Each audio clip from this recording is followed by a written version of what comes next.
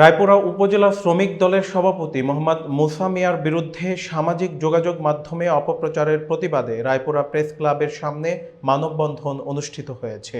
ওবায়দুল কবিরের প্রতিবেদনে বিস্তারিত। সর্বস্তরের জনগণ এতে অংশ নিয়ে তীব্র নিন্দা ও প্রতিবাদ জানান।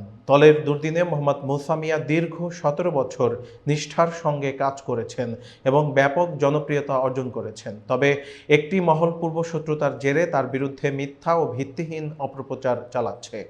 মানববন্ধন শেষে বিক্ষুব্ধ জনতা র্যালি করে শহরের বিভিন্ন সড়ক উপজেলা প্রশাসন ও রেললাইন প্রদক্ষিণ করে রাজিউদ্দিন অডিটোরিয়ামে সমাপ্তি ঘোষণা করে।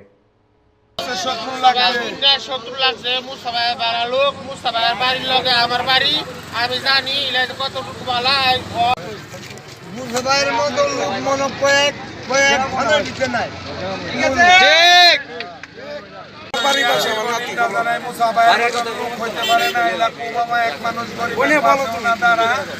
গরিবের পাশে ওনার সহযোগিতা সবসময়।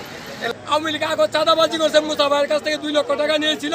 এখন একটা সম্পত্তি বিদ্যুৎ লাগছে, বিদ্যুৎ কারণে আওয়ামী লীগের মুস্তাফায়ের বিরুদ্ধে একটা মামলা দিয়েছে। জমিন লিয়া তাদের সাথে কিছু দ্বিদ্বন্দ্ব আমাদের ছিল আগে পূর্বে, সেটা শুদ্ধ কইরা তারা একটা ভিডিও ছাড়িয়া ছাড়ছে। তাইলে আওয়ামী লীগের হারা আওয়ামী লীগের কিছু লোক ষড়যন্ত্র কইরা আমার এগুলি করতেছে, আমার মান পূর্ণ করছে।